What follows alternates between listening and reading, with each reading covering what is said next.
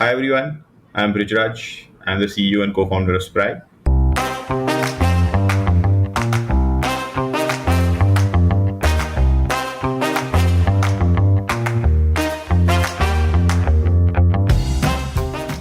Mobility is the lifeblood of an economy. Everyone and everything around you is the result of it. And in this episode of the Founder Thesis podcast, your host Akshay Dutt talks to a mobility entrepreneur, Brijraj Bhuptani. Brijraj has explored the mobility space from multiple perspectives. His first venture was Ridlr, which was an app to help people navigate public transport. And Ridlr went through a journey of pivoting from a B2C product to a B2B company before it got acquired by Ola Cabs. Next, Brijraj started Spry, which is a full stack solution for physiotherapists, helping them to ensure that their patients get back normal mobility. Spry is a great example of a product that is built in India for the world, as Brijraj is targeting the US market as their primary source of revenue.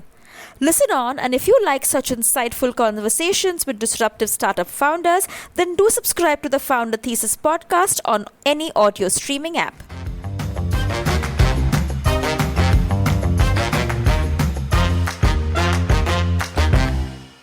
I grew up in Mumbai for the most part of my life.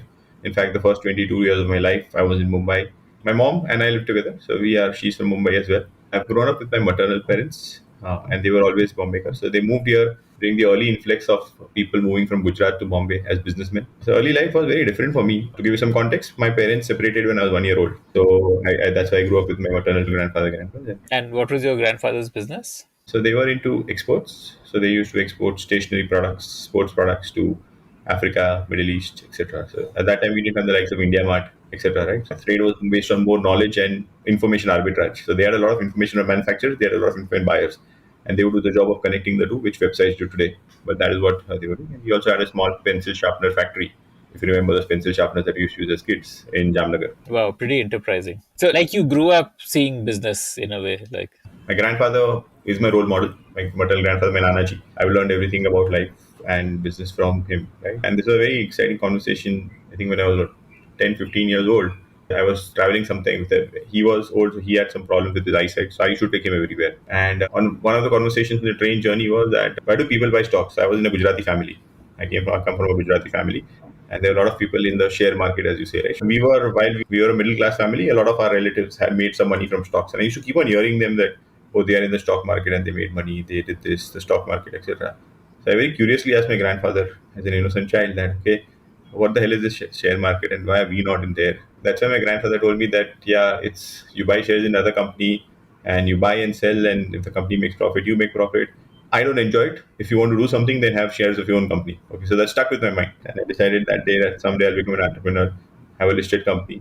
This is my second startup. My first company did not list, but we sold our shares to a big company, right? And the goal with the second company is to actually list somewhere. So I did my diploma first in electronic engineering, and then I did my bachelor's degree in electronics engineering from Bombay University as well, From Mumbai, okay. from Chani College, which is one of the better colleges in Bombay. So this is also an interesting story that how I got to comp science. I was always supposed to be an electronics guy. I went to the US, did my masters as well. After your BTech, like you did. Yeah, after I did.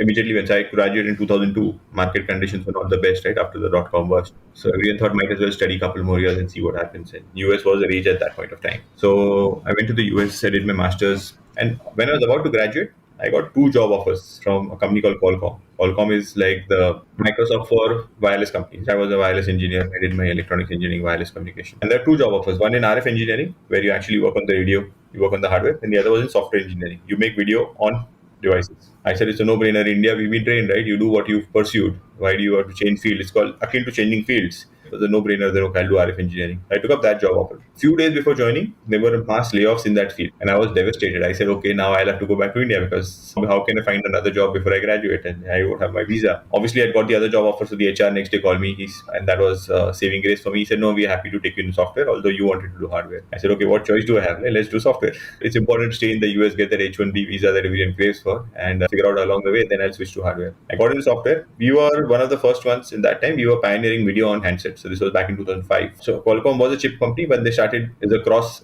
seller value add. They started selling software stacks also on top of the chips. So they were starting. So this was a very new division. It was called the multimedia division. Cameras, no one knew cameras are omnipresent today, right? No one in 2005 was using camera on a phone, video on phones. It was not that common. So that group was like a startup. It was a very new team. We had bought over some company. We had to merge with them. We had to handle their code. I had to travel places because when a phone was being launched, video would not work. So incidentally, it turned out to be a great experience for me. I was in a big company, protected. At the same time, I got the experience of a very young and energetic team, and it was building the future of mobile. And in 2005, video and camera was the future of mobile. Today it might not seem so. 2005 it was, right? So then what next after that Qualcomm stint? How long was that? I always knew that I had to come back to India. And 2 years into my journey, I quit Qualcomm. One of the 0.2%, right? People in the Qualcomm that did that in the history of Qualcomm. And you quit to join a startup. Yep, I only applied to startups. So I got two job offers at the end of a 6 month search, interviews, etc. And one was in LinkedIn and the other was in Nextwave. Nextwave was developing the fourth generation Wi-Fi chips, WiMAX chips for that. Ideally, if I had the right financial advice, if someone could have told me what the future is like, I would have obviously taken LinkedIn. LinkedIn was a Series A or Series B funded startup with that CUC where they went. Reid Hoffman must have been still running it at that time. Reid Hoffman, yeah, he was the CEO at that time. He's the CEO and founder, right, at that time. And they didn't have a very big company, but the advertising email that came to me was stock cafeteria, free food. That was the advertising email. I still remember that they sent to me, right? And I was one of the first few LinkedIn users as well. I remember. I decided, no, software kahan karenge? Where will we do software? The hardware background, we are electronics. Why would I want to go into software? Let me stick to electronics and let me go to Nextwave Wireless, which was a WiMAX, which was developing the next generation of chipsets for, and the idea was to disrupt Qualcomm at that time. Then I ended up joining them for 2 years. Yeah, so that's how I switched from Qualcomm to a startup. Okay. And then what? Like, how long did you work at Nextwave? Yeah, I worked there for 2.5 years. Great experience for me. Found it difficult initially. So you go from a company which is highly protective, everything is ready made. For example, I've written a piece of software and I have to go and test it. I just go down to the lab, plug my phone into used to call it the BOA machine or whatever it is, the one which simulates the wireless communication. And then you're ready to piece. You just play with your buttons, you test your software, you come back to the lab. You come back to the office and you deploy the software. Oh, but in next when you go to the lab, first of all, the lab is empty, right? There's no one in the lab. There's no test harness. How do you even test it? How do you simulate it? So then you have to create everything, right? In Qualcomm, when I was stuck in a problem in the first 6 months, when I was transitioning from hardware to software, I had colleagues whom I can rely on.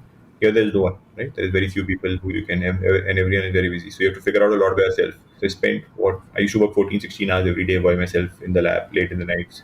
I was determined to figure it out, right?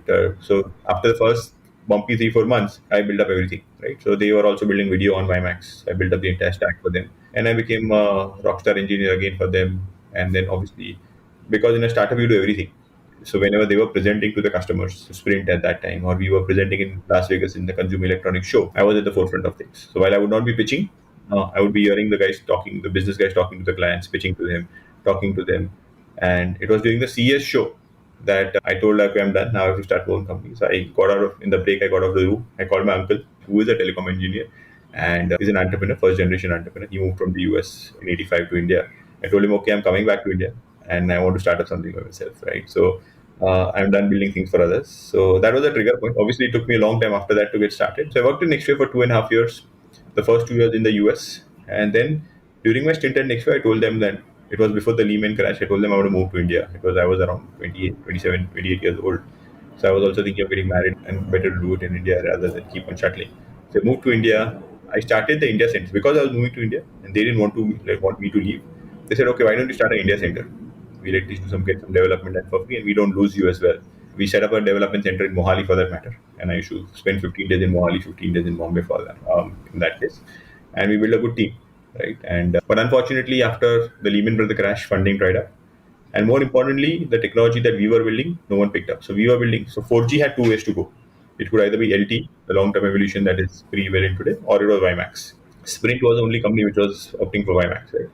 Now I didn't have that foresight when I picked up today's kids. When I interview today's kids, they have asked me for the vision, the trends, and all that. I didn't have that. I just thought it's a cool thing to build, and let's go and build it out. But it would have been hard for anyone to predict, right? Whether LTE will be the winner or WiMAX. No, not necessarily. So if you look at the stock price, so it was Sprint who was backing WiMAX and the others, right? The Singulars and the AT&Ts. And the stock of Singulars and AT&Ts definitely went up after the iPhone launch. So they were on par. AT&T, I think Apple launched with AT&T after the iPhone release, right? It was the initial partner. Sprint was not. and those guys just took off, right? And iPhone pretty much decided who'll win that. iPhone decided in some extent. iPhone has decided a lot of things in the future, right? And if iPhone would have taken my max, I think we would have been. I would have been a billionaire, a millionaire winner. But yeah, one fine day they shut down the operations and whatever assets they had, they just kept it on the side and they silently, really softly told us that why don't you look for something else? Unfortunately, a couple of things happened at that time. My mom was diagnosed with cancer. Obviously, I said that I don't want to take up anything full time. So then also it's the right time for me, right? Not taking up full time. And not that I have to take care of her full time, but being around at the right time was important. I said, why don't I do some experimentation with my own company at this point of time and figure out, and if something great happens, great. So the idea that I initially had did not work out at that time. Right? So I wanted to build something in transport, in traffic communications, etc. But could not build that out meaningfully. I was not fully focused as well. Like a hardware thing or what? Like, Yeah, it was a combination of hardware and software. So I'll do okay. One thing about me, when I lived in the US, I became a very punctual guy. I was never late to meetings, and it was something one of my seniors taught me in school that we had a 10 people meeting and people showed up 5 minutes late. And then it's typical Indian style, like you making right, we're 5 minutes late. He said, all of you are 5 minutes, 10 minutes each, 5 minutes, 15 minutes have been wasted, and that's the math he told me. That made sense to me, right? And I said, yeah, it's actually cool to be on time and not take time for granted. So when I came to India, obviously when I was working with Nextwave also and all that, one of the things I saw was people using traffic as an excuse. So between 2002 to 2010, I think we had the first stock market boom. We had the stock market boom, and the number of cars on the road just went up like crazy, at least in Bombay and Delhi, right? Those places. So people would very conveniently use traffic as an excuse, right? I'm late because I was stuck in traffic, and I am late. I'll come in the first half or the second half. So am I supposed to wait like the entire half a day for you to come? I've seen people in my family, like the road is empty and we are late, and they think, no, no, we're stuck in traffic because there's no visibility. How do you know? How do you verify that claim? And I also used to be, because I have a stickler for being punctual, if I had to be at any meeting, I would reach in early, quite early, right? Because I would plan it ahead or I would take the train. So I said that if I don't build a system for myself, which would give me real time information into traffic in the cities, right? And I might not be able to avoid traffic, but I can at least plan my thing better. So if it takes me 45 minutes, I can leave accordingly. If it's an alternate route that's possible, then I can take that road accordingly, right? So it just sounded like a good project to do. Classic Indian problem. There's a big problem to be solved, but there's no infra in place. And in US, I used to use these systems, right? So when I should travel between San Diego to LA, I would look up traffic information on the highway. If the highway was blocked, I would take the interior roads, or I would not travel at all, right? I had the optionality with me, so I would not do. So why couldn't I build that in India? Why isn't that available in India? So then I started dabbling with that idea, but again, a very difficult problem, right? I did not even know where to get started, so I just got lost in the whole thing, right? How do I get GPS? How do I get sense? Because there's no sensor data. There are no camera feeds. I went to the police and say, why don't you give me a camera feed and I will actually analyze this information and give you traffic information. He said, then there's a security problem. So 2008-9, if you remember, we had some bomb blasts in India, right? So security was also very high. So they were sensitive to that. And I was not smart enough to figure out how to break those barriers, right? But coincidentally, what happened is one of the companies I was working with, he was a GPS company. Yes, you a GPS company. So the model that I had implemented was I'll go to a GPS company. I'll tell them give your data to me. It's just sitting on your server, right? You're doing nothing with it. To that time, we didn't have big data or any of those analytics, etc. So it's just sitting on your server for no reason. I'll pay you some money. Give me the data. I'll convert it into traffic information. And that sounded very cool because you're not putting your own hardware. You're not incurring the capex. And I thought I'm the smartest guy in the world, right? I'm building a traffic system without deploying capex. The government should love me. The police should love me, etc., etc. Never the case, right? But so I started working with the gentleman. His name was Alok Kumar. He was running this company and he was also trying to scale. He ended up getting an offer from US-based retailer called Sears. So Sears is one of the biggest. Used to be the Amazon of the 19th century, right? They were really big. yeah, they had that mail order catalog. I think they pioneered the mail order catalog. Precisely. So whatever Amazon does today, right? If you took the Sears playbook and you look at the Amazon playbook, Amazon exactly copies that. The mail order playbook, which is the marketplace, then they did private labels, they do private labels, etc. The category expansion, having your own branded categories. Amazon is exactly copying that playbook in the online world, at least in the e-commerce space. So Sears was a pioneer, and Sears was obviously on the decline post Amazon, right? Post 2010, 11. They had been acquired by a private equity hedge fund guy, and the hedge fund guy wanted to transform Sears into an online company like Amazon.com. Now, this new hedge fund person coming and taking it, the staff is still legacy. I don't think the union ever happened. A financial guy coming in and taking it over and bulldozing his way didn't really work beyond a point. So we hit some milestones with Sears.com. We hit to 1 million GMV. The mobile app was doing well, but it never scaled. And Amazon was a rocket ship, right? It was moving at a much more faster pace than all of us could ever imagine. Right? So 2.5 years into Sears, yeah, I decided that I told Alkumar, let me leave. I served a 3 to 6 month notice period because I was one of the early employees. I had a lot of responsibility, and then I handed over the reins to someone else. And yeah, that's how see that. That was my end of. I think that was the first. Yeah, I became an employee once again after Ola acquired us, but I think that was my end of my me ever being an employee. Right? Since then, I've been mostly an employee. So tell me about that journey of starting up, the from idea to go to market to product market fit. Ideally, when you're doing a business, no, you have to be disruptive. I was not that kind, and I that's something I've changed over the last 10 years during my entrepreneurial journey. Something that go all in. It's I was wanted to do it, but not wanted. So it's like the guy standing at the edge of the swimming pool, wants to swim, but also don't scared of jumping. So during this 2.5 years, my mom recovered from cancer, as I mentioned. I got married. I had taken my first home loan. Buying a house in Bombay at that time was also, even today it's expensive, but that time also it was expensive for someone with my background. I did that. Yeah, yeah, yeah. It's a once in a lifetime thing. Yeah, and then I paid off the home loan also, whatever little we poured out our savings. Then we decided like everything is taken care of, and we didn't have kids at that time. So this is the only time I can potentially start. So how long will I keep waiting? If I have to do it, I have to do it now. Very inspired by Million Dollar, I think the boxing movie Million Dollar Baby, right? In which he says that you need that one shot in life, right? And I thought that I'll regret it if I don't have that shot in life. So I've done everything possible to prove myself as a good employee. Be it Qualcomm, be it Nextwave, and be it CS for the matter as well, right? And this burn, my conversation with my grandfather and all that. So if that has to ever come to fruition, this is the time to do it now. You can't wait. Also, another trigger moment happened at that time. Right? So as I said, I used to do these things on weekends, night, and Twitter was getting popular at that time. This was the day when Bala Sahib Thackeray died in Bombay, right? So typically, historically, it used to happen that whenever something, a politician had passed away or something happened, the city used to go berserk. There would be shutdowns, there would be lockups, lockdowns everywhere. But that day, the city was actually quite peaceful. There was no activity on the road.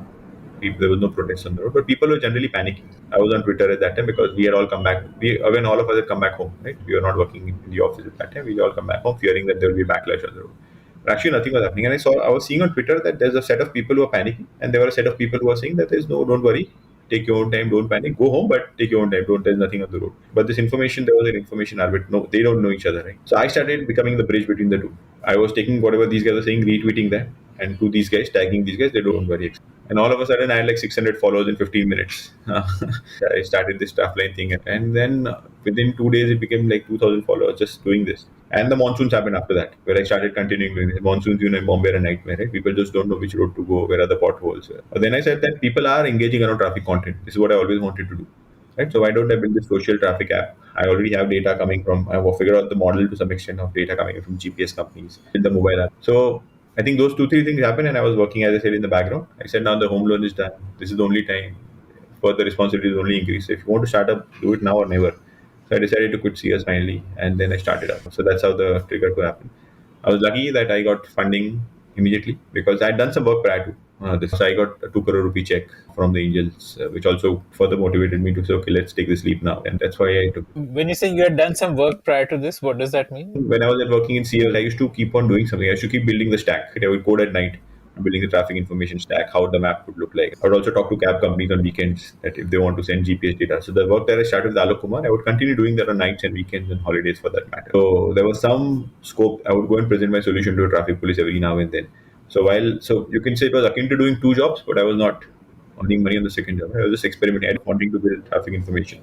So I was building the stack in the background, and it turned out to be a very good platform. I built it all by myself at that point of time. I used to code at that time. A couple of cab companies at that time also interested in sharing data with me, which made me a national product from day one. So there were cab companies, Easy Cabs. In fact, Mr. Rajiv, which I'm very grateful to him because he was the first one to give me an opportunity.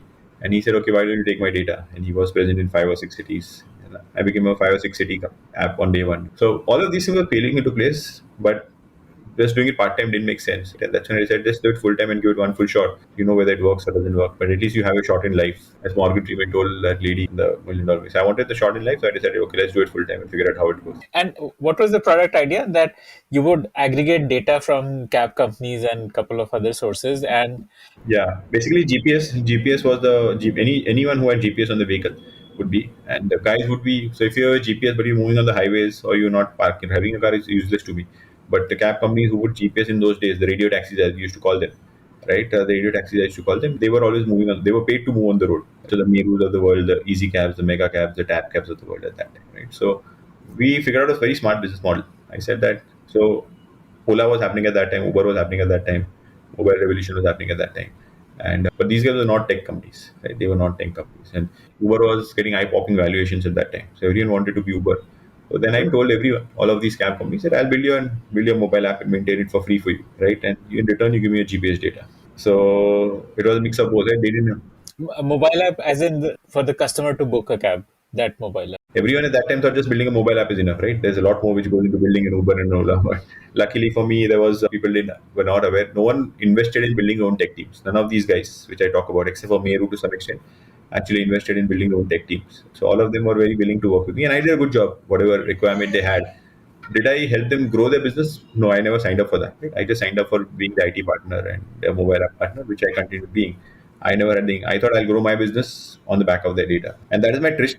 That is where my tryst with cab companies also started. I eventually got acquired by Ola. So I had met the Ola CEO, Bhavish, also at that time in exchange for data, etc. So that was my first encounter with him. So that's how we started. And that was a scalable model, right? We were getting like 10 million data points a day across India.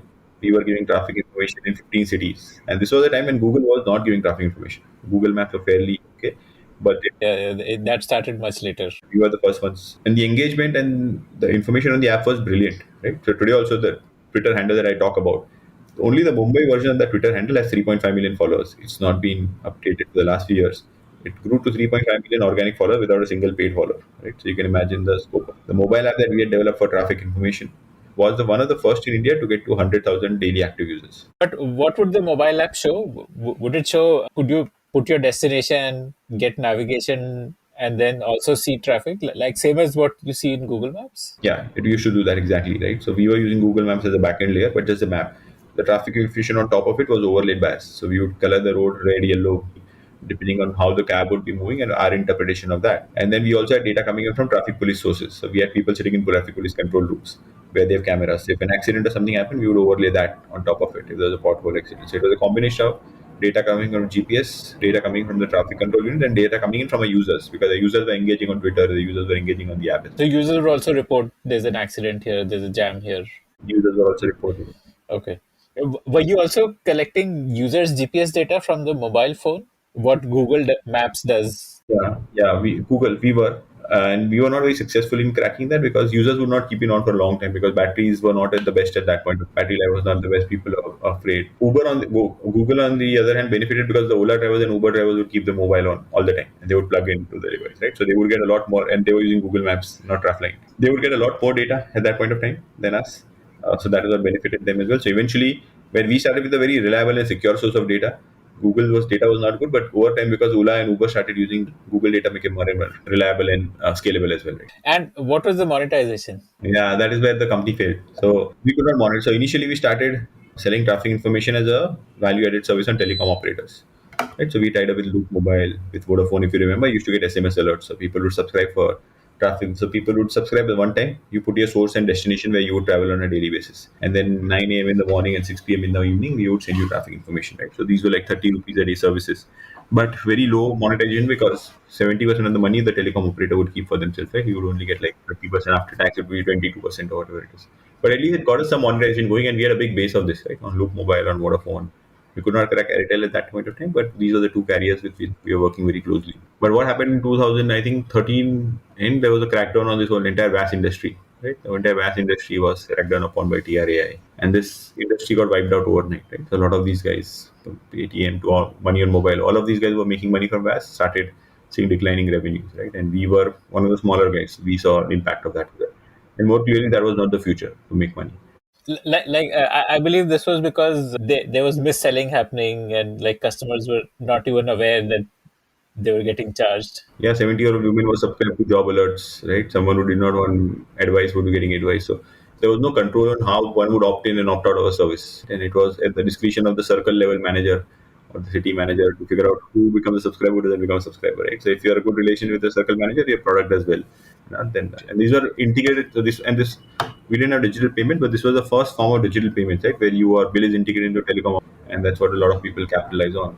So I think mis-selling, crazy fraud, right?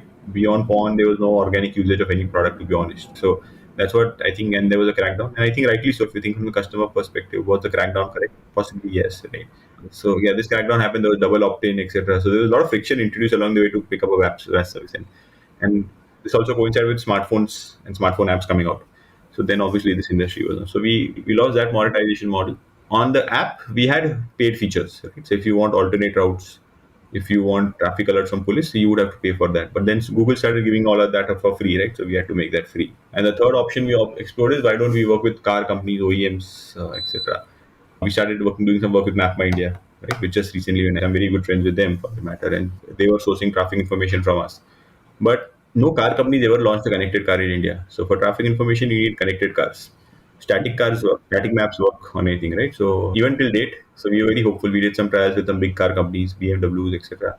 But none of them ended up launching connected cars because they did not find the infrastructure for reliable infrastructure for wireless communication. So in the West, this all happens by FM band. Right? It doesn't happen on 4G or 3G, whatever it is. The FM band was for this was never allocated in India, for that matter. And that collected car dream also didn't pan out, right? So then we could not figure out a way to monetize this, that even if it scales, etc. And then you can't do an advertising play because it's a niche audience. Right? There are 15, 20 million households who use cars, right? And then that you're fighting a behemoth of Google, who has a distribution advantage of Android, who has a supply advantage from Ola, Uber. It's going to be very, very difficult. And that is because I always wanted to be a B2B, B2C company at that point of time. Had I at that point reinvented myself and said, no, screw all of this, I want to be a B2B company, today we would have been golden, right? Because today everyone in the world, be it a Zepto, be it a Swiggy, be it a delivery, be it a Flipkart, all want these maps and reliable information. We could have been that layer, right? So we had some initial conversations with some of the e-commerce companies. But in my mind, as I said, it was a lot of inflexibility in what I want to do. I always want, the charm was that I want to be a B2C company and that to a global company. So that was my wish list at that time. And I did pursue this opportunity. This, what you're talking about, the current opportunity, this is what I think a company like Next Billion does, right? Like, Next billion. So next billion ex Ola guys. Some of them are ex Ola and Gojek, right? So they're building all of it together. They will, because today what is happening, and also when I was CTO at Ola, there's no viable alternative for maps. MapMindia is good now, but a few years back there was no alternative for maps, right? And Google has a sheer monopoly. If something were to happen to Google Maps, a lot of the businesses that we see today, the Swiggies, the Olas, and all, were to suffer, will be suffering immensely. And so it makes sense. Next billion is doing that. MapMindia is also making rapid strides under Rohan to actually get to that layer. So we need, but as I said, we were an early start. If we had made some progress, we had too much data from OpenStreetMaps, so we had data from traffic information. We had a lot of that information going on a place, and then obviously the likes of delivery and all that were coming up at that time. So if we had trained it around right, and today we would have been a very valuable company. So today the monopoly would there would have been an alternative for many other players in share this monopoly. But we didn't. I think that was it's important to stick to your goals. But I thought no, we want to be a B2C. You stick to outcomes, then that's what becomes. That's what happens. Right? You stick to outcomes, not to the opportunity. So we decided that we are able to drive usage, right? And use it, building good apps, working with government, getting data, unorganized data, and converting into usable information is our strength. Why don't we do the same for public transport? Because when I was running the mobile app, also Trafline mobile app, a lot of the queries that used to come for us were for public transport. When will my bus come? Is my especially when trains were late, when metros were late, etc. Right? When is the train coming? When is the metro coming? I said, and then we looked deeper and said that the public information is also broken. There are so many different agencies like Delhi Metro, the Delhi Transport Corporation in Delhi, in Bombay, there's BST, there's Western Railway, Central Railway, Mumbai Metro. All of them are operating in their own silos, similar to CS, right? No one talks to each other. But I, as a user, and dependent on their coordination to make sure my journey is a little more seamless and I don't have that friction. So why don't we bring all that information together and show it to the user, so we take that siloed nature of the or industry away from the user and give a unified view to them. So that's when we started pivoted to Ridlr and became a public transform agent plus a traffic app. Right? That's what. Well, we thought if you have to monetize doing ads or any other way, then at least get to a base which is much bigger than what Trafline would offer. so before that, it was not called Ridlr. No, Ridlr was the new incarnation of the app. So the idea was that public transport is a riddle, right? So in India, in Bombay, so there is a BST, there is Navi Mumbai buses, there is Virar buses, there is Thane buses, Western Railway, Central Railway, there is Mumbai Metro, right? So if it's a riddle, right? If I want to go from here to Vashi, I'll have to take 3, 4 modes of transport. How do I solve? So I thought it's a riddle, right? And the one to solve this would be a Riddler. And nothing to do with Batman in those days. Nothing to do with the Batman villain. But Riddler was that's how the idea of Riddler came along, right? And we wanted the learning was also keeping it Trafline makes you very specific to traffic and all that. Now we are evolving to much bigger traffic plus platform. So we wanted a more generic name for the platform rather than something which sticks to that particular initial domain that we target, right? I always thought there was something to do with ride. I always used to pronounce it as Ridlr. It was Riddler, yeah. So the goal was again like a Google Maps competitor, except it also integrates traffic and public transport modes to help you map out how to reach from point A to point B within urban areas. You would only be focused on urban areas. There's no point doing this beyond. No, we did in all cities, even in tier two cities like Mangalore, where the buses dependence on buses. So in fact, in tier two cities, right, The only form of mass transit is buses. There's no trains. Rickshaws are fairly expensive, right, to go from there. So it was actually a very popular product in some tier two cities as well. The problem in tier two cities was that the information was not organized and structured. So the USP that we mastered at that point of time, working with agencies, working with these transport operators, agencies, etc., and converting that to structured information, right? Converting that unstructured information to structured information. The way Google used to work in the West is there were standard data sources from where they would fetch all this information. The agencies would do all that work for them. In India, no one was going to do it for them except for one or two, like Bangalore or whatever. So that was a bigger strength that we had mastered the model of working with them and scaling this model across the cities, depending on the southern city, northern city, western city, didn't matter. We figured out a way with the ground team to figure out how to do that. Yeah. So, say someone in Bangalore could map out, could query that I want to go here, and then you would get that person's location through their GPS, and then you would tell them, okay, there is a bus leaving after 30 minutes from this stop. This is the nearest stop. The bus will. Precisely. Okay, same thing which Google Maps does today. So we have built the entire routing engine. I forgot the name, but it was a multimodal routing engine, right? So if you have to take two buses, three buses, if you take a bus and a train combination, all of that was available on the app. Okay, okay. Though I think probably buses is something which Google Maps doesn't really cover well in India even today. Like in terms of the scheduling, timing, that's very chaotic still. It's not a Google Map problem, as I said, it's a data problem, right? So the data is not structured, right? If I have to go, I'll tell you the example in Bombay. If there are 27 depots, every depot manager has his own schedule. So there is a central copy of schedule, but then the real copy is with the depot manager, and he's the one who manages it. Right? So you have to figure out the right source of data and get those schedules from them. And he does it on the basis of ground feedback. Okay, there is too much traffic here, route a bus there, right? There's a conductor available here, do that. So he does it on the basis of ground feedback. So you have to fetch the right source of information. Google, with its technology platform and all, not a ground team, it's difficult for them to collate in such an unstructured environment. Did you start earning through ads then? No, we didn't. We didn't. So I think another interesting thing came up at that time. So it was when we started getting. This was another app which hit 100,000 scale very quickly. We launched in cities, right? So the idea was either doing ads or doing something else. But the Paytm Uber success actually gave us another direction, right? So Paytm and Uber had done a partnership, and if you remember, that was the first inflection point for Paytm, where Paytm went to the next level. Yes, and Paytm was the only way to pay digitally on Uber. Huh. No, there was no cash at that time. Uber was not. I think there was no cash. So Paytm was the only way to pay because Yeah, either Paytm or credit card, right? Yeah. no, credit card was also not the credit card. They had blocked him. They needed two-factor authentication, right? One only way auto deduct was Paytm. So it was a monopoly of sorts. So we said that you can book a red bus, you can book a long distance ticket on buses, on mobile, or on website. You can book airline tickets. You can now book a cab. Why is it that public transport, which we are catering to, is not available on your mobile phone? The problems are equal, right? I have to stand in line all the time while buying a pass. I have to haggle with the conductor for change. I have to waste so much time. Why shouldn't this be available on mobile? And then you see it's a difficult problem, right? Because you can't just, it's not an API call where you can say, okay, I've reserved a seat. There's no reservation. It's unreserved category. So if I have a printout, I could take 10 Xerox copies of the printout and I'll give it to 10 of my friends and the copy can be. And if I'm going to traveling a metro, how do you verify this? Because no one, though, if you scan it, the gate should know, right? This is a repeat copy, whatever it is. And there was no one was doing this anywhere in the world. And then again, the tech part of me, the hardware part of me got curious that actually I can solve this problem. And we were the first ones at Ridlr to introduce mobile ticketing for the unreserved category for buses and metro. And that became a very popular product that started having GMV, we started having transactions through the platform, GMV through the platform. But tell me how you figured this out. Like Metro, I can understand maybe at the point of entry, the person could use the Ridlr app to scan or something. Was that the way? Or Yeah, but how do you know that the scan has been one way, right? If the scan has not repeated, how do you know that the scan should repeat? So that's the difficult part. So very interesting solution and something I'm very proud of. We put Wi-Fi chips inside buses at the entry of the bus and exit of the bus. Wi-Fi chips have become very cheap, right? They're like 250 rupees at the bus. So it doesn't. So even if you have to put in 50,000 bus, 4,000 buses, it's not very expensive. So what happens is when you enter the bus, your mobile app, you turn on the Wi-Fi on your mobile app, right? And the mobile app and the Wi-Fi chips talk to each other, it activates the ticket.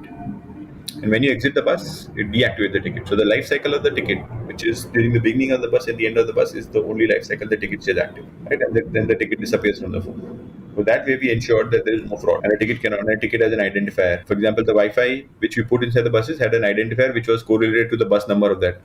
So if I'm buying a bus number 66, the two have to marry it and talk to each other before their ticket can be validated. When the conductor comes, you have to show validated ticket. The conductor punches the details of the ticket on his machine and the reconciliation happens. So this ticket purchase was made seamless And the reconciliation was made seamless for the agency. So it's not that you have to go to a separate table to look up the reconciliation information. One question on the bus thing first before we come to metro. You are expected to buy the ticket before boarding. It's not like you can board and it'll deduct from your wallet automatically. Not like that. No, you buy a ticket. So mostly the use case for us was passes, right? If 20 to 30% of the users were on passes. So you pay for that pass once in a month, once in a week, etc. Or you pay for the beginning of the day. And then you just validate your pass. You marry the two informations. And then you could also do tickets, but ticket is cumbersome because every 10 rupee transaction, you have to go to Paytm, add money, and do that, right? But the biggest use case for us was passes. So we were the reason people switched from tickets to passes because pass buying in buses is a very tedious experience. And really why? Yeah, you have to go to some office and You have to go to a depot, right? yeah. You can board the bus from 6,000 different locations, but you can buy a pass only from 25, 30, 50 locations, right? So the disparity there. Whereas in the case of a train or a metro, the place where you buy the ticket from, the place where you board from, and the place where you buy the bus and the pass from is all the same. Right. Yes. If you like to hear stories of founders, then we have tons of great stories from entrepreneurs who have built billion-dollar businesses. Just search for the Founder Thesis podcast on any audio streaming app like Spotify, Gaana, Apple Podcasts, and subscribe to the show. So tell me the metro solution. What did you do for metro? In metro also, we put a QR code reader inside the gate. So we cut open the gate, that the turnstile that you see, right? And then obviously there was a validation circuit. Now, how does one gate know that this gentleman has already passed me or this gentleman is supposed to exit? So that's where we have a mesh network that we created at every metro. So metros typically have a fiber network, which is used for communication of the signaling information. We piggybacked on top of that fiber network. So if one turnstile sees that Akshay has entered at station A, he informs all the other turnstiles which are relevant that Akshay will be exiting from this particular turnstile. If Akshay exits from one of the turnstiles, he's validated and he's allowed to go through. If you've broken a rule, if you've jumped a gate and you've not entered properly, then it will not allow you to exit also. And once Akshay has entered, no other gate will be allowed entry of Akshay also. So we managed, so it was the first actually blockchain implementation. Everyone was a ledger. Every turnstile was a ledger. And that ledger had information on all the passengers which had gone in and come out, etc. Right? It worked beautifully, man. It today works. And then China did it. Now a lot of countries in the world are doing it. But very proud. So today, if you see Delhi Metro, Bombay Metro, a lot of the metros now have that mobile ticketing solution, right? It's a win-win for both, for customers and for the agency. For the customers, you don't have to stand in line, right? You get everything on the phone. For the agency, you take away the cost of that the token which gets lost, which gets damaged, etc., etc. And you avoid lines at the metro station. So you can use the real estate to advertise more. So it was one of the solutions which obviously benefited a much bigger part of the ecosystem than this asset. And this was what again? You buy a ticket in advance, or for pass users, or for debit from wallet? So you can buy a ticket. Basically, you have to buy the ticket before you reach the turnstile. So people would buy it on the way to the metro station, right? The metro station if it's not underground. You have to do that, and you buy your ticket. You open your phone and you just scan on top of the gate, and the gate opens if the ticket is valid. Here there was no pass holder concept, right? I don't think. No, there were passes as well. So you could buy a pass, so where you had to pay once, and every time you did a transaction, the value from the pass would get detected. So this led to what kind of revenues then? So we got to a $4 to $5 million revenue from a zero revenue company. More importantly, we had close to 100 million GMV flowing through the platform, and we used to make money in two ways. One is on a per transaction basis, that every time a ticket used to be bought on the platform, we used to make 1 or 2%. Right? And then initial installation fees, because the hard in public transport agencies, especially when it's government funded, there is a big question on who owns the platform, who owns the hardware, and they always wanted to own the hardware, right? Because that's how they are far more accountable. So we used to charge them for the initial deployment, and then as an operational cost, we used to charge them on a per ticket basis, right? So we did this for BST, we did that for Navi Mumbai, we did this for buses in Gurgaon, all of Punjab State, Delhi Metro, Bombay Metro. A lot of the prominent agencies in India were starting to work with us. So we started with mobile ticketing as a wedge. We got into the foot in the door. And then obviously after the Ola acquisition, we did a lot more. We started becoming a full stack technology company rather than just mobile ticketing company. Why did you get acquired? Why didn't you want to continue as an independent company? Yeah, so as I told you, my reason to start this was not business race. It was a personal pain point where I started, okay, this will be a cool system to build. And I started building that out. There was no thought process like we have today, right? Where will the revenue model come from? Where will the margins come from? What is the future? We were always taught, mehnat karo life mein, right? And that is the mindset which I started with. Let's start something and we'll figure out along the way. But that is not how it works in the world today. That's what I've realized, right? You should be clear on where you want to get to. Otherwise, it becomes a struggle all throughout. More importantly, I realized that given the margins that we were earning, right, it's never going to be a big business by itself, right? It will be 100, 200 crore business at best, right? Because even if you do the best technology platform, even if you build, everyone is using the app, on a 10 rupee ticket, you can only make 20 paise. You cannot make more than that. And because of government restrictions, political pressure, the socialist nature of some states, the 10 rupee will never become 100 rupees. Right? Ideally, economies of demand, and if you improve the service and all that. The other and the major reason I saw that there was no inclination from any of the government authorities, anyone to actually promote public transport. Right? If that doesn't happen, then public transport is going to die.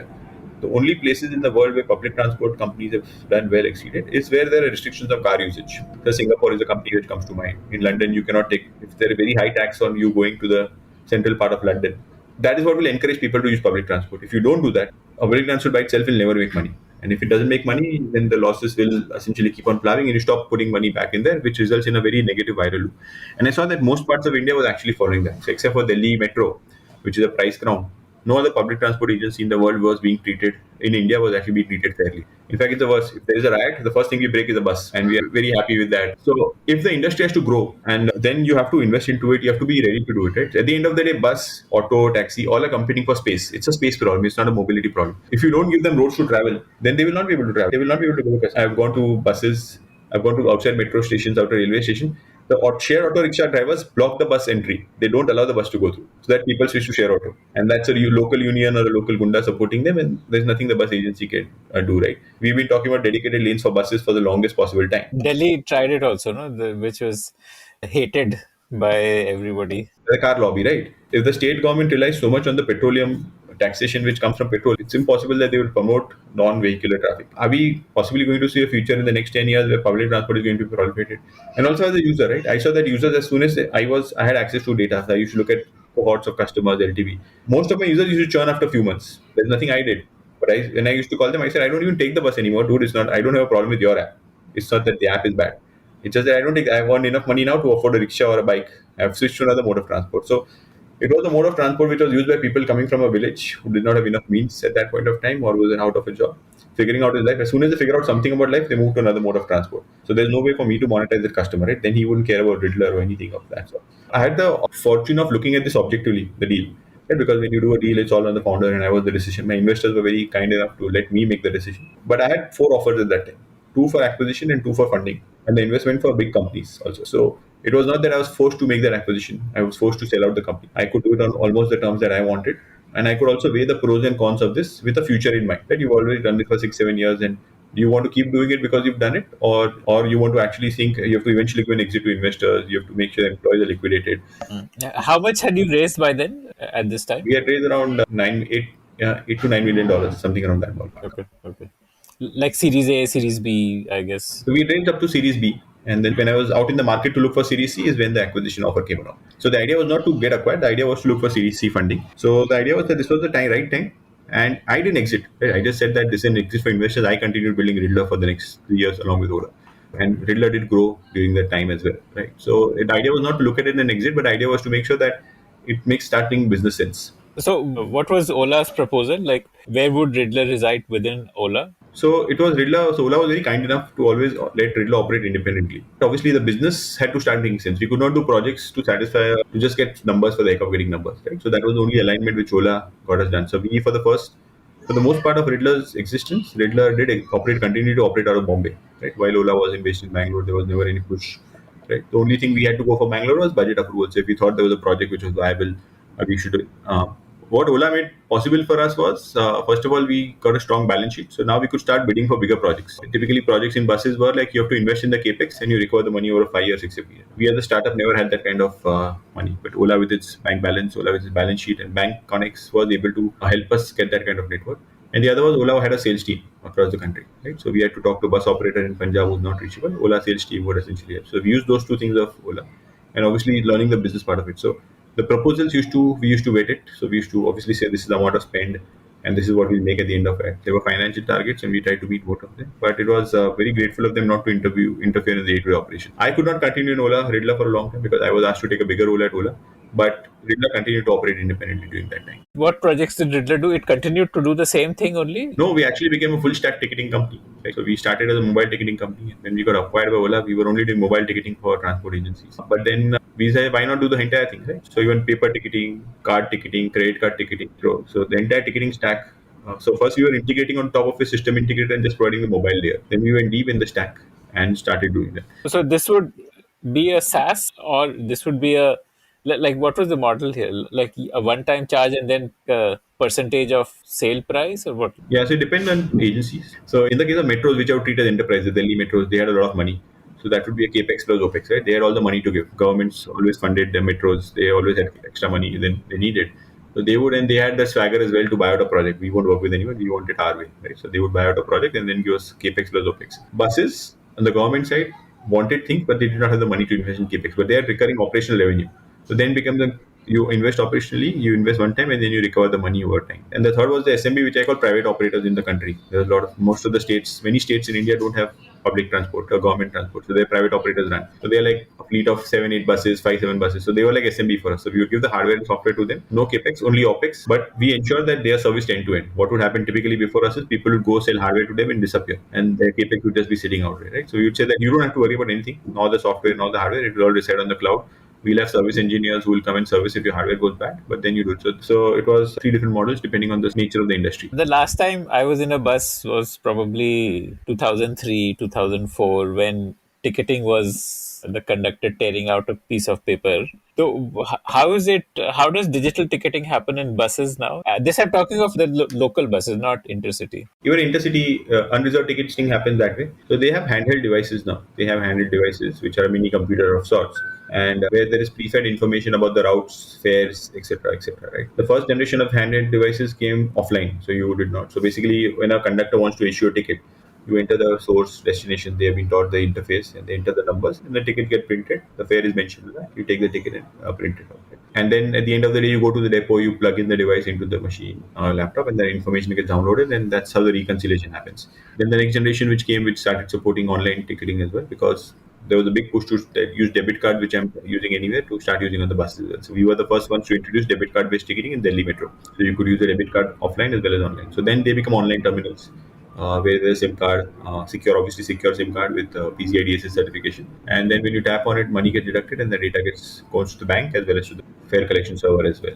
So they still have handheld devices. The device, the handheld device, so you were providing that also.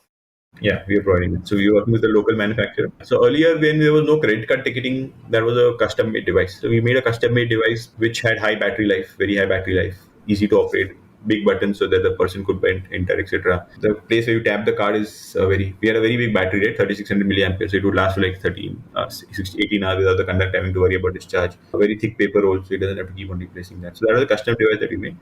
Then the government push came for this whole NCMC card, right? The National Card Mobility Card. There's one card for all transport modes in the world. Then we switched to a Verifone standard device because those devices then needed certification compliance because they were handling magnets, right? So then we stopped doing the hardware ourselves and we started buying them off the shelf and writing our software on top of it, right? Which was, and then the backend software remains the same. So some cities, so even today, 90% of the cities will use that custom hardware that I'm talking about. 10% of the cities are now using that Verifone or that fancy device, right? And there we have to do a lot of work on the software because the device is smaller, the battery is smaller.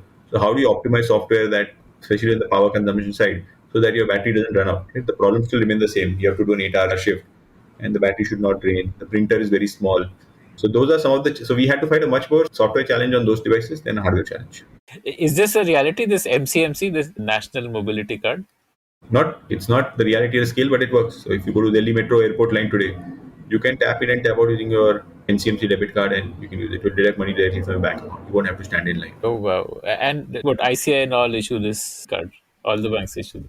All the banks. So that was the first. So Ridlr was the one who implemented this in Delhi Metro, and the Prime Minister, Mr. Narendra Modi, inaugurated this. This was December 2020, I think. Yeah, at that time. So this was the first.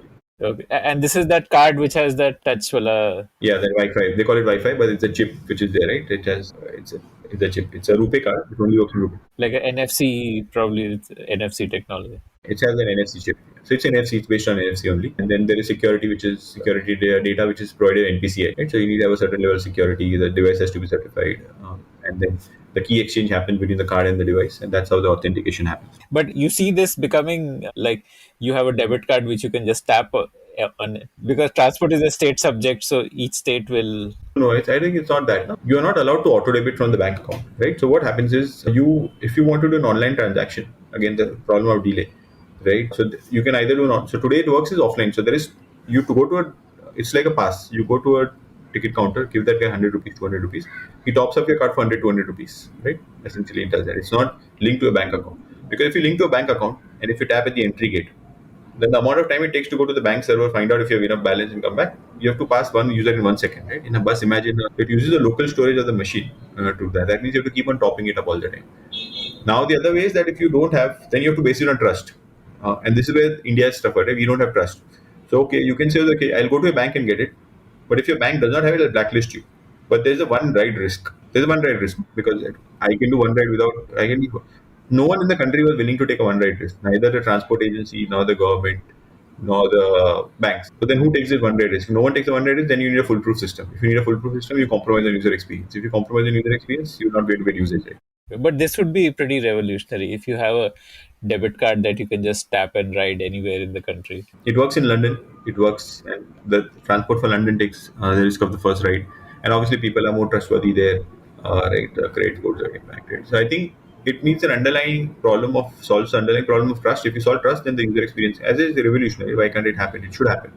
But this is where the problems I see. And what happens? The transport agency, he says, why should I take the risk? It's a bank who's benefiting by distributing the cards. The bank says that it's not my job to implement security, it's your job to implement security. Right? So there is a pull and push, and no one's taking ownership. So who's taking the ownership of deploying these cards? Transport agencies have been mandated that you do this card, but they don't have any pull. They think that if I do this, the banks benefit. I don't even get the benefit out of this. So the model for this has not been established very clearly. And if you establish model where both parties benefit because of this, then it makes sense. Today it's not. It's a push and pull. So one guy is pushing, the banks are pushing because they have the cloud, they have the support from the government, and these guys are coming up with all possible excuses to possibly not do it as well. So banks are pushing because they'll earn some sort of interchange rate.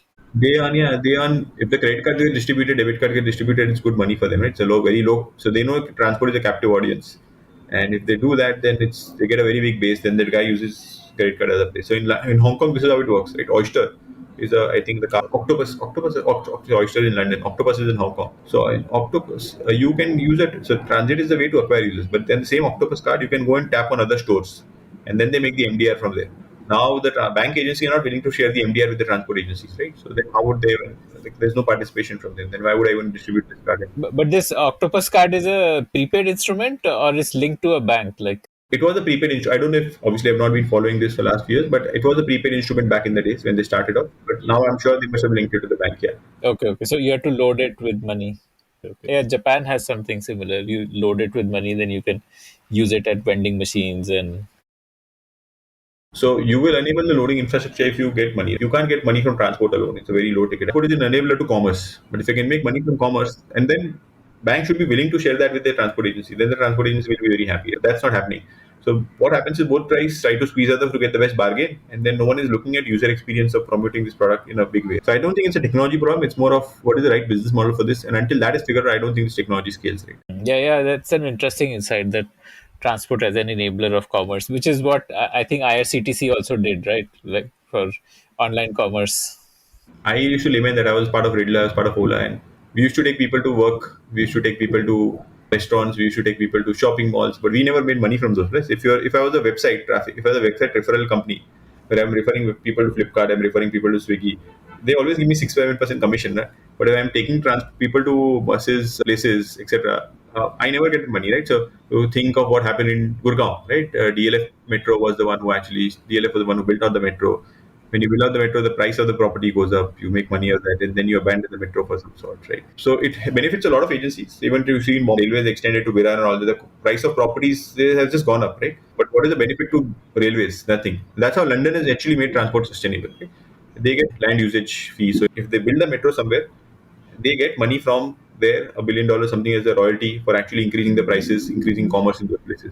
So when I'm doing, that's the only way to make supportable transport. And none of these things are happening in India, right? Either you put restrictions and promote people to use it, or you give them some incentive. If those things are not happening in India, it's very difficult for transport to sustain by itself. Is the theory as to why I decided to pursue the Ola opportunity, because I don't see this thing. I didn't see these things happening in the near term. So you joined like from Ridlr, you got like an internal movement to Ola as the CTO. It's you call it internal movement, or you call it there was a need for me to come in, and then it was thankful to the management at Ola. They thought I was worthy of taking up the CTO role, and yeah, I decided to take that on. So I became overnight. I became from a CEO who had a CTO, so become a CTO of a big company. Right? And what was your role there? Yeah, I started off as a CTO, which obviously was to streamline tech delivery, align it more with business. But very soon I became a CPTO, which is Chief Product and Tech Officer. And 6 months down my regime, I also become. I was very amongst the entire Ola mobility stack. I was most fascinated by the allocation piece and the pricing piece, which is what the heart of the system is. Which cab get allocated to which person and what should be the pricing. I did most of my work there. And because I had a lot of insights, I also became the revenue officer, chief revenue, head of revenue, right? Deciding how much incentive to give out, which users to get discount, which ones should not get discount, what should be the pricing for particular routes. So I decided the P&L. So in 9 months, I became head of tech product and also revenue during that time. So this was essentially like a big data problem, allocation, pricing. No, it's such a behavioral problem more than anything. Behavioral and human insights problem. You want to understand why the driver would accept or reject a ride, and what would trigger him to accept her or trigger him or her to accept a ride or reject a ride. Why would a customer choose your platform over the competitor platform? Because at the end of the day, they are the same. Or we have to understand this, and obviously we had data science teams to actually solve the big data. So the good part about me for Ola was I could actually solve the business problem because the infrastructure work was done right. We had a very good tech platform, which is one of the best in the country, rather. And a lot of work was done on that. So my job was not actually building that out. My job was to utilize that to maximize growth, maximize revenue, maximize margins. I was fortunate that I didn't have to build out many things from scratch, except for maybe on the fraud side, because fraud was something which was picking up, and we didn't have things in place, so we had to build those ground up. But most of the other things were there for me. Fraud by drivers or by passengers? Everyone, right? Driver, customers, network, everything is fraud. So was because we didn't have much there, so we had to build that up ground up. But other than that, most of the things were ready, right? It was a very old, obviously it was a 7-year-old, 8-year-old company by then, and they had built a lot of tech capabilities. So my job was to stitch all of it together. So the problem was they had built a lot of stuff. It was all joining it together and presenting a unified view was where my strength lied, and that is what the opportunity for me was at that. And were you there when the plan for IPO and all that happened? Yeah, that's been happening. I was there, and I joined Ola when the international expansion was big, right? And but I was also there when COVID happened, which impacted the business in a big way. So both the cases. So we launched London, where we had a very one of the most amazing launches. We took away 15-20% market share in a matter of few days, weeks, and then we are doing really well. We're doing well in India as well. We're growing, and then COVID happened, right, which put brakes on the business to some extent. And obviously, the IPO will get impacted. So the IPO has been in the works. I was not closely involved in that, but my unfortunate part is that my tenure also coincided with COVID, where the business was one of the most impacted businesses, right? Mobility was like people were asked to stay home, not move. So everything I knew in the last 10 years about helping people move down the drain because people are asked not to move anymore. So it was very difficult, one of the most difficult times of my career where we saw all the graphs from millions of rides, so many rides going down to zero, right? All of them actually ended up going to zero. So yeah, it was, and then reviving that business after COVID was one of my biggest responsibilities and one of the most exciting things I've done. What was the revive would happen? The reviving would happen automatically, right? Like once the lockdown is lifted. Not necessarily, right? So drivers have gone back to villages. Drivers are fearful of taking passengers along. Passengers are fearful of riding in the cabs. We don't know, right? That time we didn't even know about surface transmission. We didn't even know. Working, giving them sanitization after every trip, tying up for sanitization, getting drivers. The customer base had completely changed, right? The guys, the IT workers who were our primary base, like the ones who would go to offices, were not going to offices.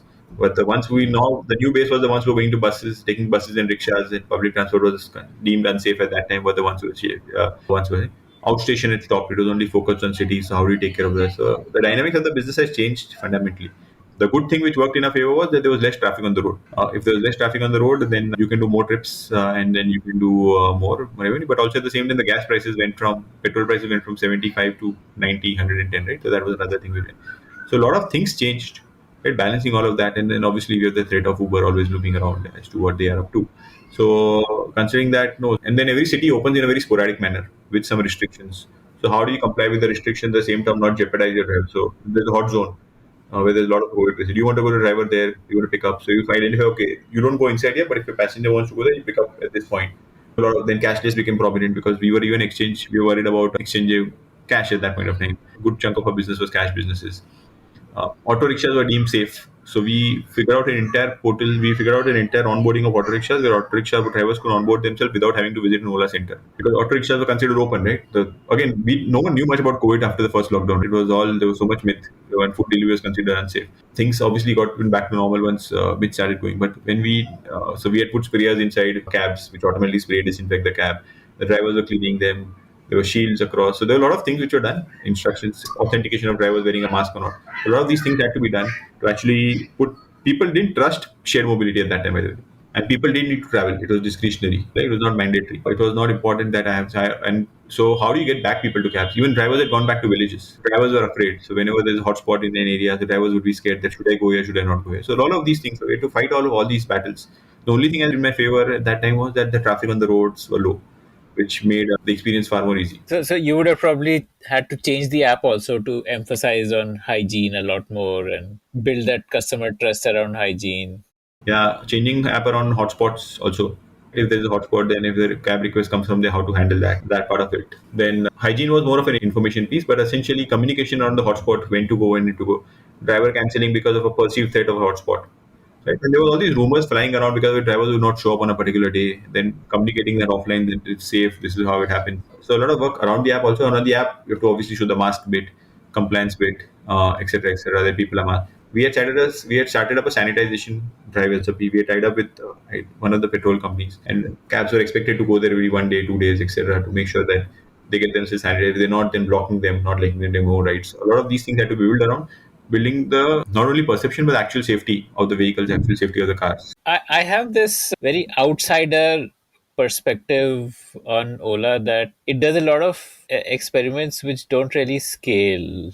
Like, I don't know if the fintech business of Ola or food delivery, or now I was also reading about fast grocery that Zepto and Blinkit like going up against them. But do you think that is the case that they're not focused on just the core business? They get into too many other lines, or I think it's on the contrary, rather. The core business in India, if you look at what is the core business, it's the core business is mobility in India. Okay? They are close to number one player for the most time. It's a profitable business, it's unit positive, it's EBITDA positive, right? It's got into a state. Now, it might not be growing due to severe reasons, right? As I said, the industry is not growing by itself. It's not that Ola is not growing, right? Number of people traveling, the roads are not growing. So you have to experiment and get to new lines of business, right? Which is using your core capabilities. Now, that's a strategy call, whether you do delivery or you do financial, that's a strategy call. But I personally believe one has to do that, right? If you don't do that, then you will stall, right? And whatever I've read about economy, whatever I've read about money, it's always the one or two experiments you do which stick. 7 or 8 will potentially fail, right? For most companies. We obviously don't hear about the ones which fail a lot, but we hear about the ones which succeed, right? The difference between what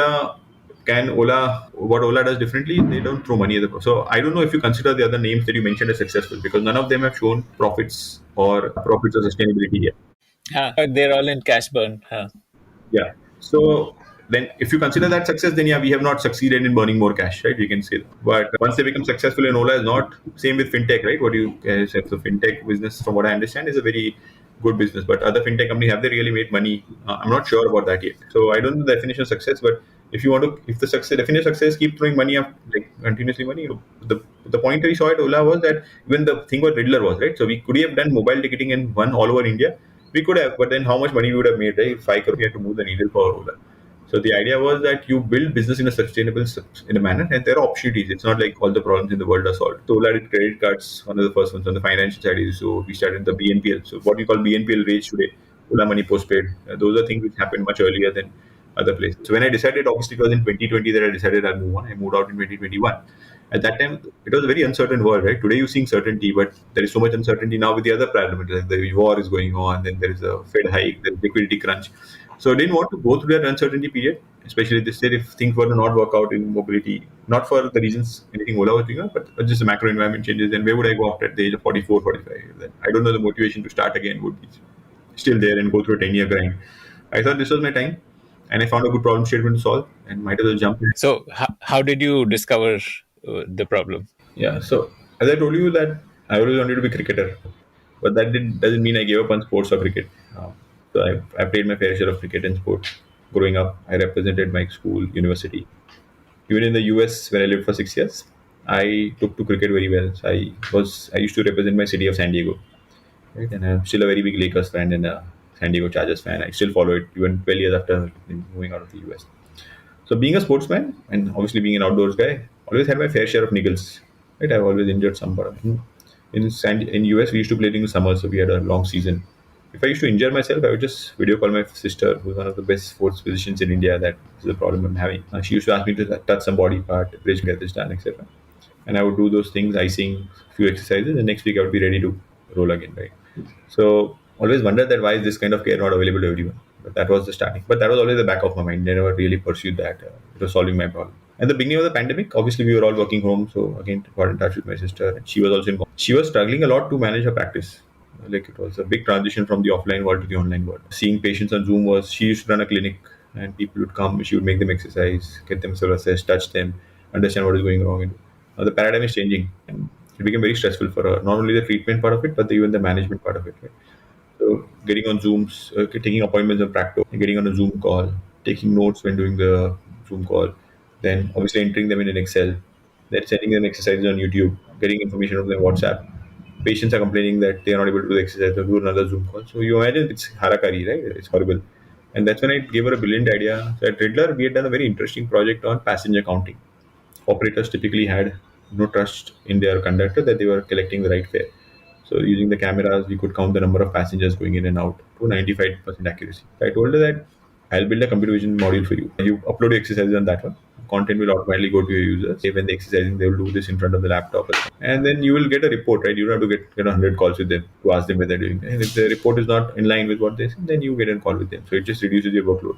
Yeah, but the report will show what, like whether the So whether they're doing the exercise right or and how much they're doing it right. So any physiotherapy exercise, any exercise which involves movement of science has two things: quantum, that is the repetitions, the number of sets, repetitions, etc., and the form of whether my form angle is correct, alignment, body. If you don't do it correctly, you not only risk a chance of not recovering, but you also risk a chance of injuring yourself. So the form is very crucial, right? And people when they're not able to get, so people are not recovering, they don't realize they're not doing the form correctly. So she can monitor all of it remotely, right? Because she cannot go to everyone's home, or everyone now cannot come to clinic to exercise with her. but is computer vision, is it advanced enough to judge form? Like, So computer vision cannot judge form accurately. It can judge form accurately in many cases, but you have to do two things. You have to, there are two parts of the problem. Right? One is you detect the body movements. I detect where my hand is at every point of time in every frame, and then I can interpret that to understand the form. I can use that data to interpret the form. I don't need the computer vision part to interpret the form for me. Form interpretation is subjective, but you can teach the machine what the right form is, right? But you can have logic. Once you have the data, and this is how my hand is going. So my hand. So if I'm moving my hand this way, I know it's moving very slow. If I'm moving this way, I know very fast. If I track my hand and see how long it will take me to make that wave, I can actually whether it's moving fast or not. So you can write data sciences algorithms on top of the body part detection to actually figure out whether it's working. So key body part detection is very accurate, right? So what happens? Machine learning. My view of machine learning is that to do generic stuff, it's very accurate. You train the model to do generic stuff. When you ask him to do special cases, when you ask them to handle negative cases, that's when the machine learning model falls. For example, autonomous cars. what is a negative case? I'll tell you, right? Autonomous cars work very well in a closed community group where the number of outlier events can be very minimal. So you can train the model to handle the outlier events. Right? Can a truck barge into a road? No. Can someone come the opposite way? No. When you take the same autonomous car on the main roads and the highways, it takes 15, 20 years because you can't train the model for every scenario. It's a learning, it's not a discovery model, right? So can you train the model that a car can actually barge into a lane? You have to actually encounter, you have to find a lot of data and train that model, right? So many things could possibly go wrong where the human brain is fast enough to react and do that. But in a community where it's a, so when I say it's negative cases, means something that would go wrong. You train the model, right? If this situation happens, you have to present the context to the machine and tell in this context do that. That's how you train the machine. Unless you know all the context in the world, you cannot train the machine. Even if you know all the context in the world, how do you get all the data to train the machine? So in the case of computer vision, for me to can my will my shoulders and my nose be different? No. Okay, we have really color complexion problem. There will be dark problems, etc. But beyond the point, there will be finite. But if the way I do an abduction, I bend this way, someone else might bend this way. Those are cases which I cannot interpret because that depends on human behavior. So you don't want to get into that kind of. So you split the problem into two parts. You split the problem, and I think that's why you see companies like Voyage and all that who are deploying autonomous car in close proximities in a controlled environment. They're far more successful than the ones which are on the roads today. Even the best of companies have not been right. So that's how I mean by negative cases that you cannot train for every possible scenario. When you cannot train for every possible scenario, you cannot have it completely automated. So we've divided the problem into two parts. Now that I've been doing it for the last year, but the idea that I'm coming back to this to how I came. So I told her then, and she said, please don't do this to me. I'm already using these 4 or 5 different pieces of software, tools, etc., which don't talk to each other. Half my day I'm spending integrating all of this, right? And you're giving me two more tools. And that's when I realized that why is this the case? Like when I'm running Ola as a marketplace, there's a driver, there's a customer, there's a marketplace, there's pricing, there's government. All of them is operating seamlessly, you know. When a driver comes on board, I see if the license is valid, then I give him a cab, the driver goes to their destination. It's all seamless. So why is all this not stitched together? And then I see that there's a big opportunity in stitching all of this. So after I heard experience, I look at spoke to a lot of clinics in India, right? So my inclination for obviously physical rehab, sports and all that, and then all the clinics suffered this, right? They were using 4 or 5 different pieces of software. In fact, one of the soft clinics in Delhi I spoke to was using Asana to handle the patient, so that they could hand over patient from one. So every patient was a project, right? And then this project management. Through her contacts, I spoke to physios in South Africa, US, UK also. My contacts reached out UK, and everywhere common theme that 6 or 7 different pieces of software, all not talking, a lot of administrative work. US, the problem is far more complex because it's billing, it's working with insurance company, right? So who stitches all of this together? And then you look on the patient side. My mom was suffering. She was due for a new injury at that time, a knee replacement at that time, right? And we could not get it done. We had to delay it by 1 week because no operations, no physical therapy, no replacements happening because of COVID. And then physical therapist would also not come home, right? So she had to do it all by herself. But why does she? So how do we make care accessible to her the way I had accessible to me when I was injured, right? So when you marry the two, seems like a big opportunity. I was very sure that the next business I build has to grow the industry, right? So there are two parts in businesses. So when where you people want that service, but because there's so much friction, they're not. So the examples I use is Flipkart, Swiggy, Ola, for that matter. We always wanted cabs to come to, never did because they could not, right? And that's what Ola unlocked. We always wanted food from outside, but they were so broken. So physical therapy is one of them. There are 2.5 billion who get impacted every year. Only half a billion to a billion end up availing some service to actually fix themselves. And also among the 1 million who actually end up using it, 70% drop off midway through the treatment because it's cumbersome to go to the clinic, stand in line. There's some pain, I do that. And number of people who are going to be suffering from pain is only going to increase because our lifestyles are getting more and more sedentary. The population is aging. So if I reduce the friction all along the way, right from the time the patient discovers the therapist comes to the clinic, the entire onboarding, there are lots of friction pieces along the way. The appointment piece, the intake piece, documentation piece, and then the obvious 90% of rehab is happening outside the clinic when I'm doing it in isolation all alone. And I can streamline all of this delivery, then the friction reduces, and my scope to actually make the industry much bigger just goes up. Right? So that is what attracted me to the problem. The other thing is, can the margins be better? So yes, in physical therapy, and that's why we decided to work in the US first and not as much in India, because in US people spend on physical therapy. It's reimbursed by insurance. It is a cultural problem. If I have pain, I'm not going to call my friend or my brother to actually come and support me. Right? I'll love to get rid of it. You can't ask your kid to do malish. So we decided, and then now that's changing in India too, right? India, the people are getting knee replacements done. People are okay to limp around. People want better quality. Now I have seen today, I was happy. ICICI Lombard started reimbursing 12 physiotherapy sessions for that mental wellness. So I think that this industry will grow, and this needs a better software, right? So there are two things which are different about this industry, and there was no software catering to that. One is it's a referral based business. It's not a standalone business. You get patient from an ortho, you get patient from a neuro, you get patient from a. All these things are happening off fax even in the US today. Fax or paper, handwritten notes. So how do you streamline that referral? Second is the patient doctor interaction here goes on for weeks or months or years. Unlike okay, you get a medicine and you just take a medicine and your interaction is over, or you get a surgery is done, then I don't have much to do with you, right? Then you can do it. You're the interaction because you have to go through a rehab process, and who is managing that pipeline or the interaction between that, who's making it seamless for them to integrate.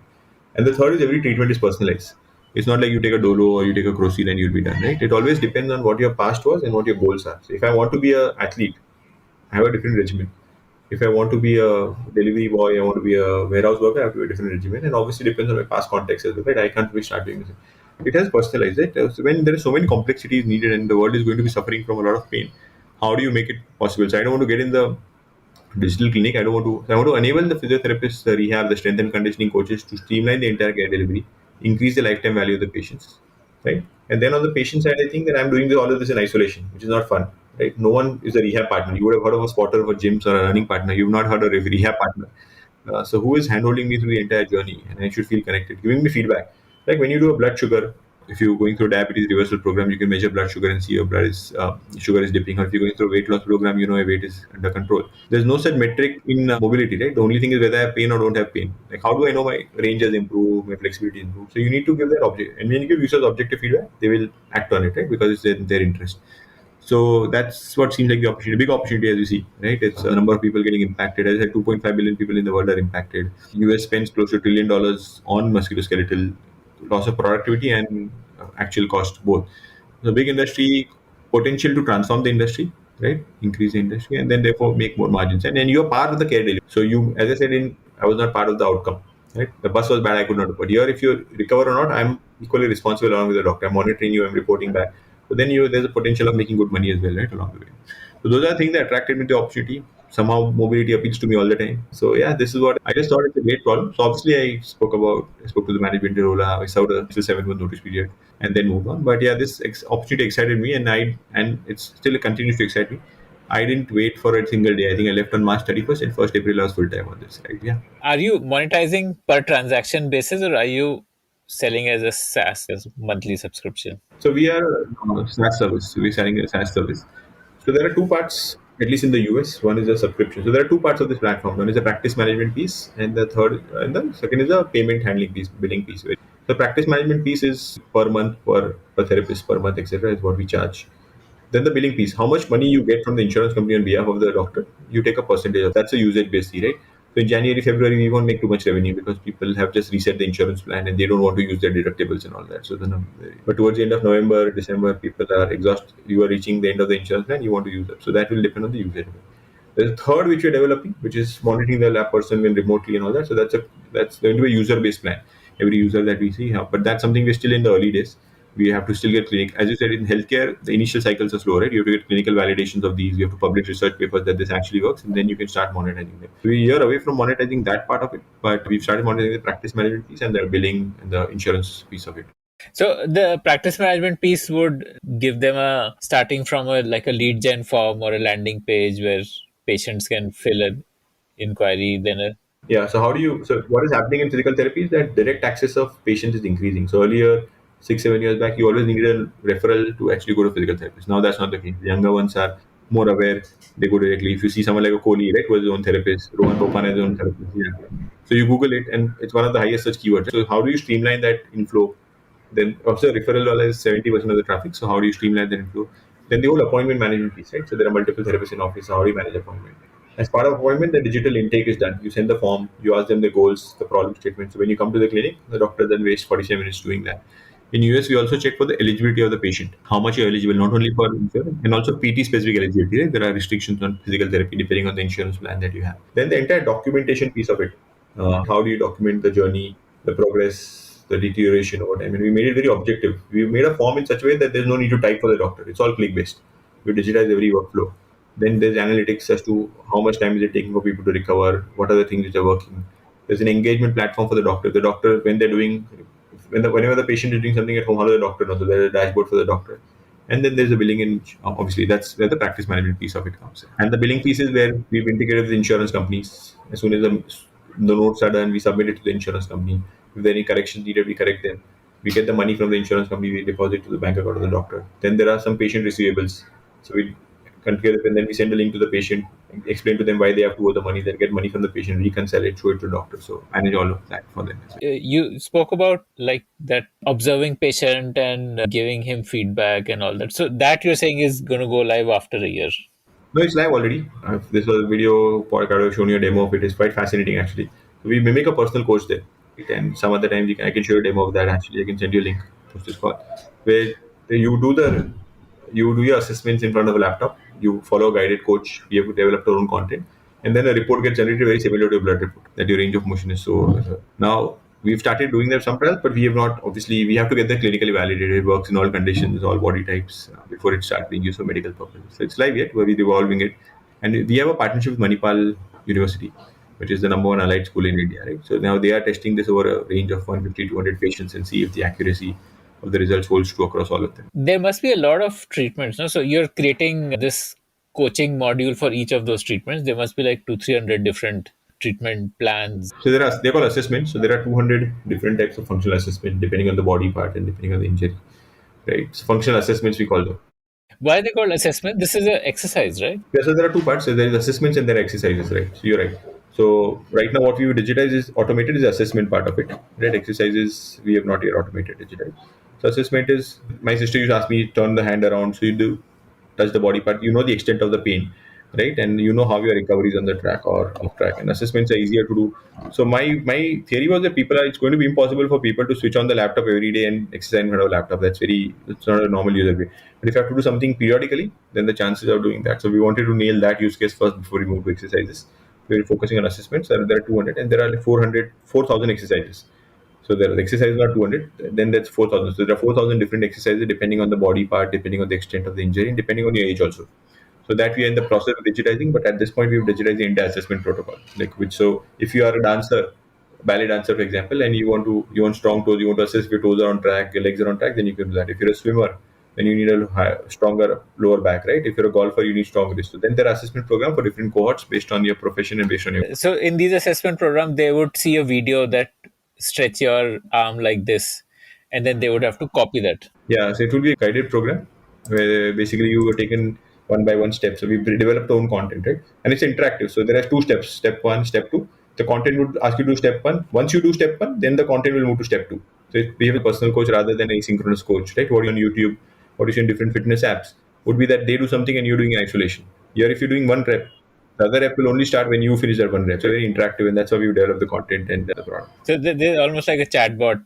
So when you do that, then it'll probably say, okay, that's great. Now let's do something like that. Yeah, that's what. So doesn't machine learning need a lot of computing resources? So you do this on device, or how do you do that? Yeah, so it's a very good point actually. Glad you asked this. So there are, yeah, it does, right? Because there are 30 frames per second, and you have to process every frame to actually start making sense out of this, right? And then there are, you have to do key body part detection, you have to do analytics. So divide into two parts. So one is what you do on the edge, which is on the. So today we're only supporting the browser. We're not even on the mobile yet because we have to get the user experience right, and we have to get. So we do very little processing on the. So there is detail, there is basic analysis and there is detail analysis. So basic analysis is whether you are doing the right exercises, you're following the instruction. We do it on the end. It doesn't require too much processing. So for example, if I have to turn left and do it, am I turning left and doing it? If I'm sitting on a chair and doing it. So very basic level of processing is something we do on the browser, which is sampling of every 3 seconds, etc. But we send this video to the backend where we have this cloud infrastructure hosted. Then we process the actual detailed report. That's why the report comes to you by email. So we process the report by email and then send it to you. So it's a very good point. But the job of the front end is to ensure that there is minimal noise which goes to the backend. So if there are two people, you will not proceed. If I'm standing left or right, I'm doing the wrong exercise. So those are basic level of filters you can put. And I think laptops are powerful enough today to actually do at least that kind of thing. But you want to do involve, you send it to the backend where we have obviously a cloud infrastructure which does this processing. This happens pre-appointment or after the doctor? Like at what stage does this assessment happen? Various use cases. So if you go to many PT websites, they can just say get a free assessment done. So you can do it. So you're not sure whether you need intervention or not, right? So you can get it done without it. Second case is you are in middle of a rehab, right? And you're supposed to rehab at home. You've not been able to come to the clinic because you live somewhere far off or you work. You can send this assessment and the doctor can ensure. Third is you're done with your pain treatment. You've not moved to strength and conditioning, but you also want to ensure your pain doesn't come back or your limitations don't vanish. So that's why we use it as a great lever for engagement, not as a way for cure. And then so there are three scenarios we've identified where people can get start of a season, for example, if you're starting a football season, etc. So you can do there are different triggers of which, and that's why we leave it. We don't say that we are an assessment portal. We enable the doctor to make this custom assessment for the patient because he knows what he or she knows what the patient wants. Sends it to them, interpret the report, and do it. And we enable the entire make it easy for them to create, send it to patients, engage with them. Like within a clinic, each doctor will have their own login in it where they can look at their patient's case history and make notes. And there is access control, right? So the clinic owner looks at data of all patients, all doctors. And the smaller doctor will only look at his. The admin staff can only look at the appointments, reception. The finance can only look at the invoicing, all of that. So then there is, because we are now HIPAA compliant, right? So healthcare is where regulatory regulations are far more important. So we've started with HIPAA compliance. We'll be moving to other compliances later on. But sanctity of data, quality of data is very crucial, especially now that we are launching. We've already launched in the US and we want to do some work in the UK also, which are far more stringent. We have to be compliant from day one and make sure of these conditions from day one. Yeah. And what is the pricing at? So the end-to-end package in US, we are selling at $300 per PT, physical therapist per month, and on the billing part, we are charging around 6% of the overall GMV. But it sounds like good unit economics. Yeah, definitely. I think economics are very good on this one because we built a platform and we automated most of the things. So in billing, economics can be bad if you operationalize the whole thing, right? So if you do the entire claim submission process, denial management manually, then it's a very expensive proposition operation. We've automated the entire thing. We've integrated with clearing houses, insurance companies, rule engines, etc., to make sure that it's not an automated process. And because our practice management and the billing talk to each other, so we don't have to have a manual layer in between to do that. If you don't do that, it becomes cumbersome. It also becomes difficult, and our advantage is we focus on one physical therapy, right? So we are the best product in physical therapy. Are we the best product for healthcare? No. But then I think the world is moving from horizontal solutions to vertical solutions, specialized for that industry. And we want to capitalize on that wave. Customer acquisition, how are you doing it? Like you call and send LinkedIn messages and So yeah, LinkedIn is a good way. So I'm on part of some Reddit groups. So I'm part of every active physical therapy community in the world today. And that's how, and I had some friends in the US from my Sports Connect from whom I reached out to have. And now we have customers who are referring us to that. So it started with me reaching out to people. We didn't have a product a few months back. So it was conveying the vision and by getting the buy-in and showing them screenshots of how this will look like, because product is now ready. It's less than a 1 year old company. So we were developing, and the US needs a sophisticated product. So relaying the vision, talking to them on how it will look like, how it will shape up, and then obviously keeping a touch point with them. Once they're interested, then they refer it to someone else. So now we are slowly moving towards setting up an institutional process, but mostly it was me and my co-founder reaching out to people, and now we started the mailers and all of those things. It's very early in the day to figure out customer, but the margins are like 70-80% on this one, so CAC is never going to be a problem on this one, right? When did you go live? Like, when did you first have your commercial? So we went live in India so we started working with therapists in India, I think in July after the second wave. So July is when we had the first few deployments in India, and then in US we started going live in December last year, 21. Like India, what is the pricing? I thought you were focused on US, right? Yeah, India is a good test market for us. The science of physical therapy remains the same at both places. So good test market for us to test. Like for example, there are some really good innovations from India which we can use in the US as a differentiator. For example, packages. In US it's typically been a fee for service culture. Like every encounter you bill. So no one thinks about that how do I take care of the entire plan of care. India on the other hand is a cash economy. You want to lock in the customer for 10 visits. Right? So packages is something we developed for Indian physiotherapists. Now people in US are loving it, and we marry that with the insurance eligibility. That's a great thing, right? So the science remains the same. I think India is a good, as I said, it's a growing market. It's not a very big market, it's a growing market. And the other good thing about India is that a lot of Indian physiotherapists have friends in the US who've either studied with them in the bachelor's undergrad. So they refer to us to their friends as well, right? So we are going to be a global platform. So India is going to be a test bed, US is going to be a primary revenue driver, but no reason we are not going to be expanding to Australia, not Australia, but UK after this, Australia after that. Because physiotherapy, you cannot be a vertical company and also then be another vertical in the company, and then you have to be global if you want to be a big outcome, right? We cannot afford to be both. So at some point you have to take a global stand, and I've launched work with Ola in London, and I understand the benefit of actually launching in the international markets on day one. It's slightly more tedious and difficult, but I think it rewards in the long term. So that's a call we've taken. But yeah, India is a good place. 100 clinics, right? And even when I go and tell someone in the US that I have 100 clinics, that adds a lot more credibility than saying that okay, you are my first customer.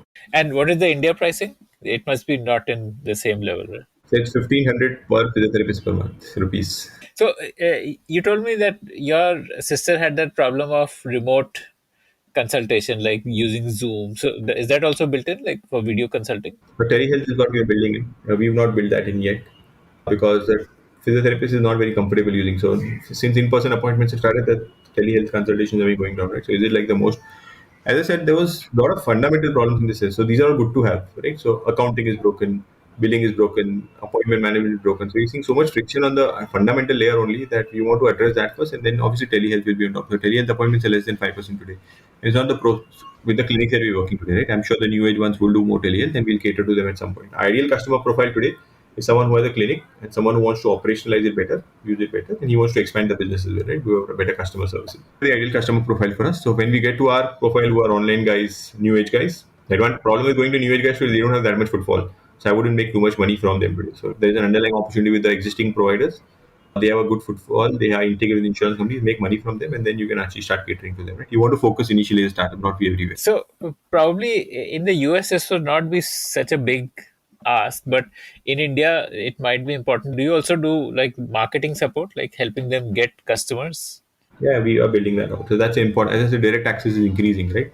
So we are not saying that we'll get you more people. It will happen automatically. We are saying we'll streamline your marketing intake, right? So basically you get people from Google, you get people from Facebook also. So understanding all of that, posting your appointment widget to be integrated everywhere. We're giving you a GPT-3 console where you can put in the keywords and content gets generated. You can put on your blog. You don't write the content for you because it's impossible to do that. Right? When a patient goes, we post a Google review to them. When the Google review comes in, we post it to Google My Business page, which automatically updates. So there is so much entry, there is so much search for physical therapy, and there is so many broken processes here. We just believe that in the initial days, if we stitch the two, automatically the intake will happen, right? And we've done manual experiments to prove that. Does it flatten out after a few years? We don't know. By the time that flattens out, we'll have to see what we can do. But yeah, so we cannot promise. So we are not going as a marketing company. We are going as an automation and administration company, right? So you want to take the pitch that will increase your users. That is difficult because then I don't have a loyalty to two clinics who are next to each other. Who would I give the patient to? I don't want to be in that conundrum tomorrow. I'm enabling all of them, and I'm enabling them tools that they can do to streamline the process better. It's how effectively they use the tools will decide how well they do, right?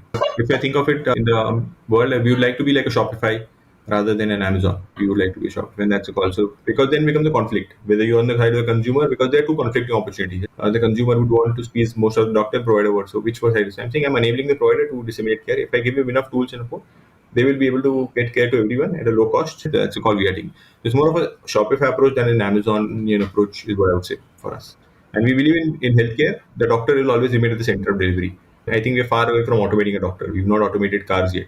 We've not automated many things. So we're far away from automating the doctor. There is, because in the case of healthcare, there's a lot of context, there's a lot of empathy which is outside of workflows. So enabling the doctor will be a better bet, at least at this point of time. The business will grow too. Like you have some projections, like say by 2025 you will hit this kind of ARR or.